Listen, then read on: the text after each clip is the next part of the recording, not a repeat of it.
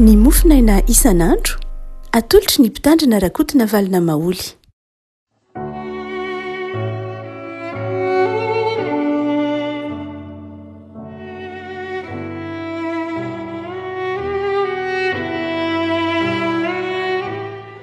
Mifaliana no iaravanantsika ny afaka malala hatrafy sabotsy efa 5 volana aprily ity.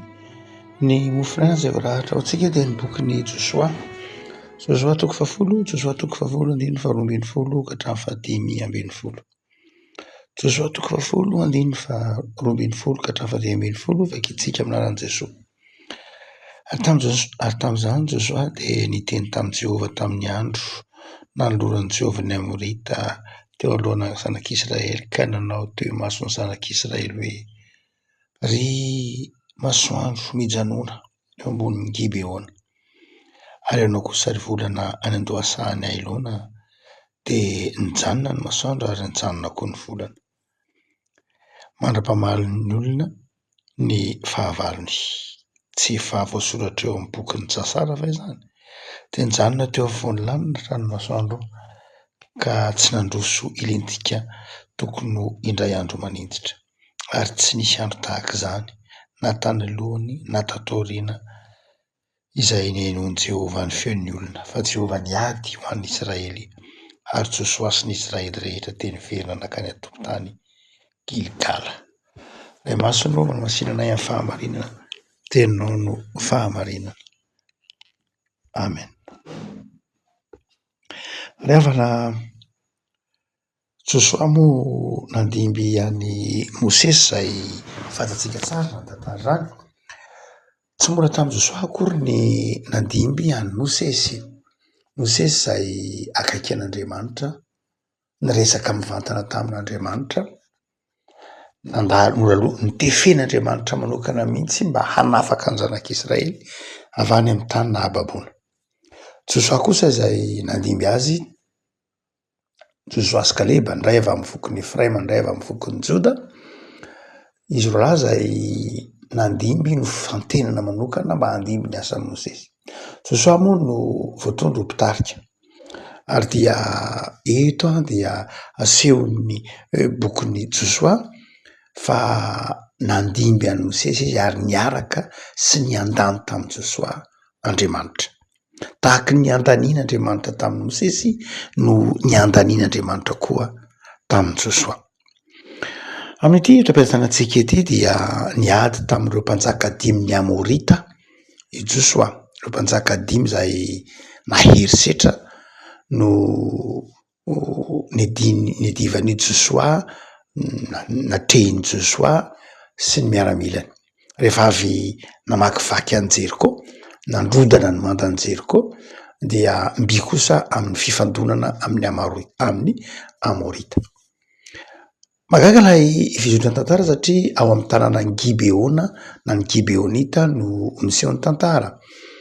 Ny Gibeonita izay foko nanao hafetsena tamin'i Joshua, hitantsika amin'ny Joshua 5, fa ny Gibeonita dia nanao hafetsen-dratsy mba ahatonga azy ho vita fihavanana amin'ny zanak'Israely. Raha maka tsara ny tantara eo aloha antsika dia eo aloha izany dia 7 tsika teo, dia hitantsika fa rehefa hiakatra andeha ho any amin'ny tany Kanana ny zanak'Israely dia tsy nisy firenena nahatohatra azy na ray ary, mandan'i Jeriko raharahava. Ary dia nanao hafetsena ny Gibeonita, nanao fihavanana tamin'ny zanak'Israely, manao hoe androantsika mody andeha lavitra. Dia rehefa tonga eo ny zanak'Israely dia mamantana tany foana, dia avy eo tsika tonga miverina eo aminy, mody mitondra mofo efa bobongolo, kitapo efa bobongolo, mofo efa rasi izany, dia avy eo tsika hiteny amin'ny zanak'Israely hoe ndreto izahay avy lavitra ka hihavana aminareo. Dia nataon'ny Gibeonita izany fihetsika rehetra izany mba tsy hamonoana azy. Tafakatra tao an-tanàna ny zanak'Israely dia efa tsisy nenina intsony tao Gibeona. Dia tonga kosa ny Gibeonita rehefa avy eo dia izay tokony novonoina mihitsy izy, saingy nanao an'izay ady hafetsena izay izy, dia izay nge izy tsy aveto fa vahiny avy lavitra fotsiny izay, dia mba aoka mba ho vita fihavanana aminareo, mba tsy ho vonoinareo fa aleo izay haka kitay anareo aoka izay hikarakara hanompo anareo. Dia Zanak'Israely moa tsotra sady tsy nanotanan'Andriamanitra raha teo fa nieritreritry hoe za raza misy main d'œuvre, za raza misy olona tonga mba hanampy fotsiny ka dia nanao fahafihavanana, nanao alliance fanafihavanana tamin'ny Gibeonita ny zanak'Israely tarihin'i Josoa. Kanjo rehefa mipetraka kelikely teo izy de fantany fa reto olona reto tsy avy lavitra zany fa olona teo ihany fa nanambaka azy de saika ho vonoiny. Kanjo moa Andriamanitra ny teny manao hoe tsy azonareo vonoina io satria nanao fanekena teo masoko angenareo fanekena natao teo imason'Andriamanitra tsy azonareo ivadiana rehefa eny de eny, iza manao anareo aza manontany ny mpisorona, iza manao anareo aza manontany ny sitrapon'Andriamanitra ko rehefa vita ny fanekena vao hivadika nareo no zany tsy mahazo miala amin'ny Gibeonita ianareo fa dia hoeta mavesatra ao anareo eny ny Gibeonita. Ary dia amin'ity toko 10 ity de io tokoa raha fa notafian'ny Amorita ny tanànan'ny Gibeonita na Gibeona. Noho zany dia noho izay fihavanana izay teo amin'ny Josoa sy ny Gibeonita de tsy maintsy niaro ny Gibeonita Josoa. Niditra tsery Josoa, tsy de tena tompontsoa ny zanak'Israely loatra tsy akory nahatonga ny Josoa niady tamin'ny Gibeonita raha jerena tsara ny tantara fa noho ny Gibeonita zay tsy maintsy narovan'ny Josoa satria vita fihavanana tamin'ny Gibeonita izy no nahatonga ny Josoa niditra an-tsehatra tamin'ity tantara ity. Raha somary tsotsorona amin'ny lafiny ilany dia fiarovana ny Gibeonita io marina loatra fa mibandalana ny zanak'Israely ity hanafika ny zanak'Israely koa ny Amorita saingy eo amin'ny tokotanin'ny Gibeona no miseho ny tantara. Zavatra roa ary no asehonyity toko 10 andininy 12 ka hatrafa 10 ity manoloana ny adin'Andriamanitra, ny adiny fanaovan'ny zanak'Israely tamin'ny Amorita ka nirovan'Andriamanitra azy. Ny voalohany zay tsapatsika dia ny hoe Andriamanitra dia mahavita zavatra impossible, mahavita zavatra zay ataontsika hoe tsy azo eritreretin'ny saina ho an'ny mpanompony rehefa mivavaka amin'ny finoana amin'ny mpanompony. Mahavita zavatra tsy takatry ny saina mihitsy Andriamanitra rehefa mivavaka ny mpanompony ary dia miainy vavaka Andriamanitra. Ao anatin'ny ady mafana Josoa amin'ny olana io, niady mafy Josoa ary sy ny miaramilany. Inona ny tsy ampy tamin'ny Josoa? Tsy ny miaramilany akory ny malaina. Fa inona ny tsy ampy tamin'ny Josoa? Tsy ny fitaovam-piadiana ny tsy ampy, fa inona ny tsy ampy tamin'ny Josoa? Ny fotoana. Tazan'ny Josoa fa efa miariva ny andro. Tazan'ny Josoa fa raha vao ariva ny andro, raha vao alina ny andro de zao hiparitaka ireo fahavalony ny Amorita zany ary de hiverina nafika azy indray ny ampitso. Noho zany dia nangataka fotoana tamin'Andriamanitra Josoa. Fotoana. Dikany hoe nangataka fotoana Josoa de ny teny manao hoe aoka tsy hetsika ny masoandro, aoka tsy hetsika ny volana. Zany hoe milaza hoe omeo fotoana zay Andriamanitra ahafahanay miady amin'ny fahavalonay. Revako malala, inona dikan'ilay vavaka? Josoa tsy nangataka hoe fandresena mivantana hoe ataovy maty daholo reo olona reo Andriamanitra, ain'Andriamanitra natao zany. Fa nangatahany Josoa de zao fotoana, vonona hiatrika ny ady izy. Tsy malaina zany Josoa, tsy toloram-potsiny Josoa, tsy zatra miankiny Josoa, fa vonikijoro, vonikiady. Fa izao fotoana ny tadiaviny. Omeo fotoana. Ary zay fotoana zay le sarobidy amin'ny Josoa eto.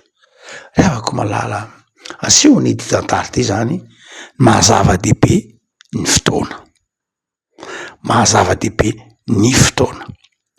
Ho antsika protestant zay novolavolainy ny toe-tsaina calviniste na novolavolainy Calvin de tsika manao zava-dehibe ny fotoana. Ny teny hoe time is money dia tsy hoe ny anglisy akory no mitondra azy fa i Calvin no voalohany nampianatra manao hoe ny fotoana no harena.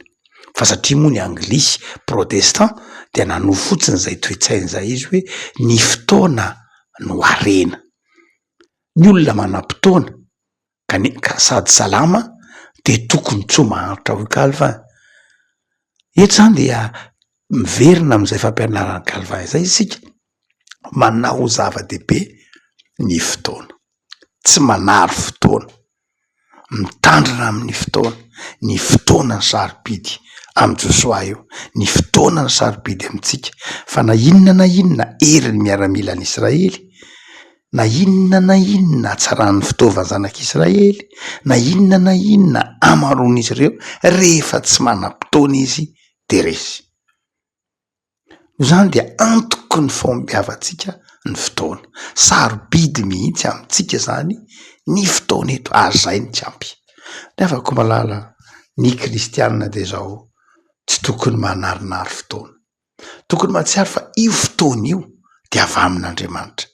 Ny fotoana tsy atsika akory, fa ny fotoana avy amin'Andriamanitra. Ary zay nisy eo amin'ny bokin'ny Josoa io fotoana io tombon'andro io fotoana ahafahana miasa io fotoana ahafahana miezaka manatratra tanjona io fotoana ahafahana manao zavatra io de zao avy amin'Andriamanitra io, tombony avy amin'Andriamanitra io. Noho zany ajaina, tandremana, ary ampiasaina araka ny tokony ho izy ny fotoana. Zay ny voalohany asehon'ny Josoa eto, hoe omeo fotoana Andriamanitra. Fa ny faharoa de zao asehony ity tantara zay zava-dehibe amin'ny eo amin'ny tantaran'ny zanak'Israely zay teneny hoe mbola tsy nisy ohatr'izany teo amin'ny tantara. De izao Andriamanitra mamaly vavaka, Andriamanitra mahita ny ady atrehantsika, Andriamanitra mahita zay tsy ampy eo amintsika de mamaly vavaka. Raha ny tena marina raha ny tena marina amin'ny lafin'ny siantifika de diso ny vavaka Josoa raha jerentsika amin'ny endrika tsotsotra fotsiny de zao manao hoe fatatsika fa tsy ny masoandro akory no miletika, fa ny tany. Tamin'ny andron'ny Josoa motsina ny fieritreretan'ny olona teny hoe ny tany masoandro no miletika mandeha miala avy any antsinanana de miletika makany andrefana. Tamin'ny andron'ny Josoa zany de fieritreretana manao hoe io masoandro io dia mandeha izy no mandeha. Fa raha ny tena marina fatatsika fa tsy de ny masoandro loatra akory no mihetsika, fa ny tany ny mihodina. Amin'ny lafin'ny siantifika zany de zao raha jerena teny hoe Andriamanitra azo atao mihodina ny tany. Fa izao tsy zay ny zava-dehibe, mety ho diso mihitsy le vavaka Josoa, tsy hainy akory le izy fa fantatr'Andriamanitra ny tiany tenenina hoe omeo fotoana. Fantatr'Andriamanitra ny tiany Josoa tenenina, ary indraindray mihitsy isika manao vavaka mety ho diso amin'ny lafin'ny siantifika, manonona vavaka zay tenenin'ny Paoly amin'ny Romanina 9:20 manao hoe tsy fantatsika nge le vavaka tokony ho tonontsika. Ndraindray misy zavatra ray tonontsika tsy manaraka ny lalàna ny siansa akory, tahaka ny Josoa ato miteny aza atao mihetsika ny masoandro, tsy ny masoandro angeny tsy mihetsika, ny mihetsika. Fa ny tany tsy mihodina, tokony azo atao mihodina tsony ny tany. Zay raha jerena amin'ny lafin'ny siantifika. Fa fantatr'Andriamanitra ny tiantsika tenenina, Andriamanitra mahafantatra ny ao am-pontsika, Andriamanitra mahafantatra ny tiantsika lazaina, Andriamanitra mahafantatra zay etaeta-pontsika de mamaly antsika araka ny halehiben'ny famindram-pony izy. Afaka malala izay Andriamanitra mahafantatra ny irinao zay Andriamanitra mahafantatra ny adinao zay Andriamanitra mahafantatra zay manery anao zay no Andriamanitra miaino anao amin'ity sabotsy farany herinandro ity. Andriamanitra mahavita manao ny zavatra tsy azotsika eritreretana mba hahatonga atsika ho mpandresy. Andriamanitra miantoka fandresenao atsika. Ny olan'ny Josoa nge tsy ny fandreseny, fantany fandresy izy, fa ny olan'ny Josoa de zao omeo fotoana ahafahako mandresy hatrany. Zany ny toe-tsaina tokony ho ananantsika, tsy misalasala ny amin'ny fandresena omen'Andriamanitra, tsy misalasala ny amin'ny fitantanan'Andriamanitra, fa mangataka kosa herim-po, mangataka finiavana, mangataka zoto-po mangataka herin-tsaina hoety miatrika ny zava-tsarotra. Tsy olona mandositra zavatra sarotra, fa mangataka ny herin-tsaina ahafahana miatrika ny zavatra sarotra. Ny mpino avako malala tsy olona miandro toloram-potsiny, fa olona miasa amin'ny finoana, manompo amin'ny finoana, vonona tanteraka zay ampanaovan'Andriamanitra azy amin'ny finoana. Avako amin'izao farany herinandro rao mahatoky fa ny Andriamanitra mahafantatra zay ilainao, fa sahy miady mijoro, sahy miezaka amin'ny finoana, sahy matoky fa ny Andriamanitra eo akaikinao. miado anao, mahafantatra zay ilainao, manome anao zay iriny fonao, ny azo fijaliany Kristy. Hoy Paoly mazava ho azy de zao efa nomeny atsika tamin'ny alalan'ny azo fijaliany Kristy zay ilaitsika, ka no zany manoatra noho ny mpandresy isika fa matoky ivavaka isika. Tompo am'sotranao zay noho ny amin'ny soratra masina izay mampahirena ahy, soratra masina zay mampianatra anay fa zava-dehibe ny fotoana, sarobidiny fotoana, harenany fotoana, avy aminao ny fotoana. De ataovy mahay mitandrina ny fotoana omenao anay zahay. Ataovy matoky zay fa enao koa de manome fandresena ho anay, manao zava-mahagaga tsy takatry ny sainay rehefa atsonay. Misaotra tompony amin'ny soza nomenao anay tamin'ity herinandro ty, misaotra noho ny fitahina nomenao anay tamin'ity herinandro ty, misaotra tompo fa avy aminao re de tahino herinandronay vaovao. Ataovy mahatoky anao zahay, ataovy miankina aminao fa ny fandresena efa nomenao, ary tsisy mahajanona eo anatrehanao Andriamanitra. Rehefa elaony melo lalana anay dia mandresy zahay, de ataovy mandresy mandrakarivo zay tompo, ary ataovy manana fo matoky anao jereo ny asanay, jereo ny fanompona ianao, jereo ny fanarahanay anao. Ataovy maharitra amin'ny fanarahana sy ny fanompona anao zahay, de asehoy am'izay mitazana anay sy manodidina anay fa manana anao zahay Andriamanitra, amin'ny anaranao Jesosy, amen.